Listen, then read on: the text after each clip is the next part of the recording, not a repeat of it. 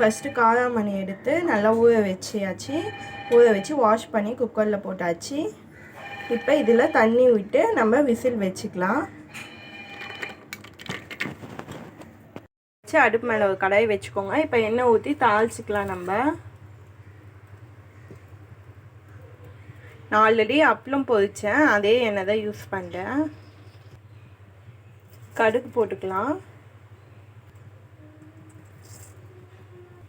கொஞ்சமாக சோம்பு,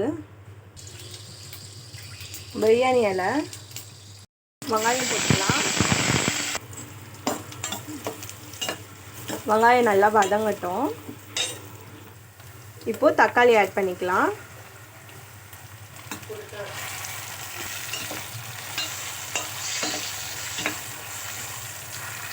ஆட் பண்ணிக்கோங்க. உருளைக்கிழங்கு ஆட் பண்ணி நல்லா வதக்கிக்கலாம். நான் உருளைக்கிழங்கு வந்து போடும்போது வீடியோ காட்ட மறந்துட்டேன். ஸோ அதுதான் நான் வந்து இப்போ வீடியோ எடுக்கிறேன்.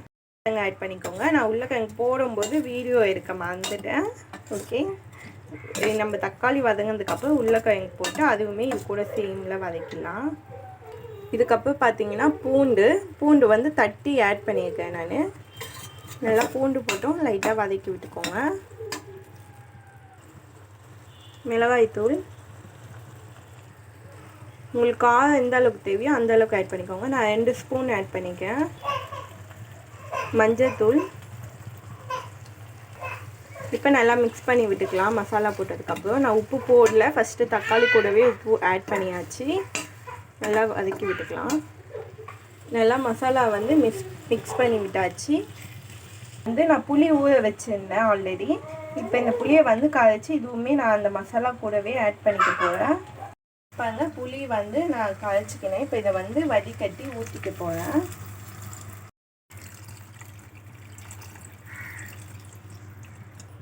இப்போ பாருங்கள், புளி வந்து கரைச்சி ஊற்றியாச்சு. எல்லாம் மிக்ஸ் பண்ணி விட்டுக்கலாம். இப்போ தட்டை போட்டு மூடி வச்சிடலாம். அடுப்பு வந்து கொஞ்சம் ஃபாஸ்ட்டாக வச்சுக்கலாம். குழம்பு நல்லா கொதிக்கிடும். இப்போ குழம்பு கொதிக்குதா அப்படி பார்க்கலாம். பாருங்கள், நல்லா கொதி வந்துடுச்சு. இப்போ இது கூட வந்து நம்ம காராமணி ஆட் பண்ணிக்கலாம். வேக வச்சுருந்தோம்ல, அதை வந்து இது கூடவே ஆட் பண்ணிக்கலாம்.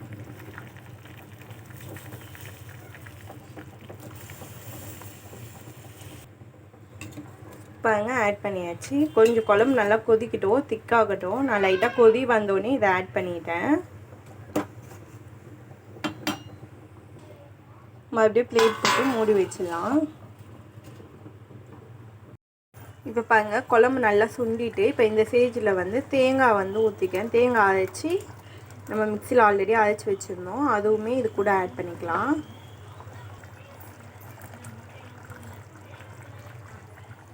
தேங்காய் அரைச்சி அதுவுமே இது கூட ஆட் பண்ணியாச்சு.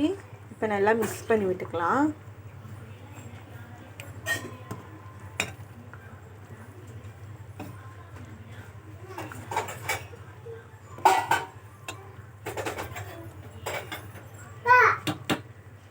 ஊற்றுனதுக்கப்புறம் குழம்பு நல்லாவே கொதிக்க ஆரம்பிச்சிச்சு. இப்போ வந்து இதை ஆஃப் பண்ணிடலாம். நம்ம பாருங்க, நல்லா காய் வெந்துருச்சு. நான் வந்து உருளைக்கிழங்கு ஒண்டி தான் போட்டுக்கேன். கத்திரிக்காய் போட்டதாக இருந்தாலும் கூட நீங்கள் போட்டுக்கலாம். இப்போ ஆஃப் பண்ணி நம்ம வேறு ஒரு எண்ணத்தில் மாற்றிடலாம். பாருங்க, வேறு எண்ணத்தில் மாற்றியாச்சு குழம்பு.